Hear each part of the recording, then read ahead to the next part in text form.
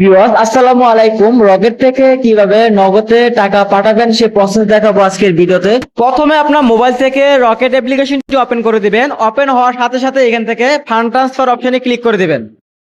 দেওয়ার সাথে সাথে এখান থেকে এমএফএস নামে একটি অপশন দেখতে পাবেন। আপনি প্রথমে এখান থেকে এমএফএস অপশনে ক্লিক করে দিবেন।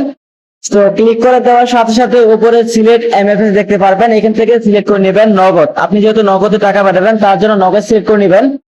তো দ্বিতীয়ত এখান থেকে মোবাইল নাম্বার দিতে হবে। আপনি যে নগদ নাম্বারে টাকা পাঠাবেন সেই মোবাইল নাম্বারটি এখান থেকে দিয়ে দেবেন।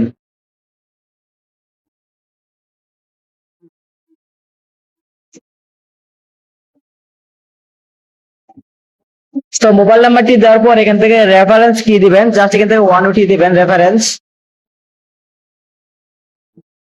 তো রেফারেন্স দেওয়ার পর এখান থেকে অ্যামাউন্ট দিতে হবে। আপনি কত টাকা পাঠাতে যাচ্ছেন সেই অ্যামাউন্টটি এখান থেকে লিখে দিবেন।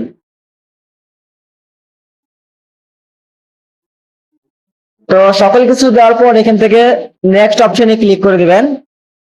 তো নেক্সট অপশনে ক্লিক করার পর আপনার সামনে একটি পেজ আসবে।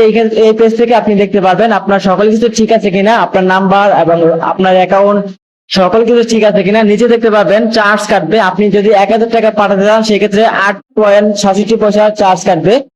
দেন তারপর এখান থেকে আপনার নগদের তারপর এখান থেকে আপনার রকেটের পিন নাম্বার দিয়ে দিবেন। সো পিন নাম্বার দেওয়ার পর এখান থেকে চাপ দিয়ে ধরে রাখবেন। তো চাপ দিয়ে ধরে রাখার সাথে সাথে দেখতে পাবেন আপনার রকেট অ্যাকাউন্ট থেকে নগদে টাকাটি ট্রান্সফার হয়ে গেছে। এখানে দেখেন আমার একটি এসএমএস চলে আসছে। আমার রকেট অ্যাকাউন্ট থেকে নগদে টাকা ট্রান্সফার প্রক্রিয়া শেষ হয়েছে। এভাবে আপনারা খুব সহজেই রকেটের টাকা নগদে পাঠাতে পারবেন। তো এই ছিল আজকের ভিডিওটি ভালো লাগলে অবশ্যই ভিডিওতে লাইক দিবেন। পরবর্তী এরকম ভিডিও পেতে আমাদের চ্যানেলটি সাবস্ক্রাইব করে রাখবেন। ধন্যবাদ।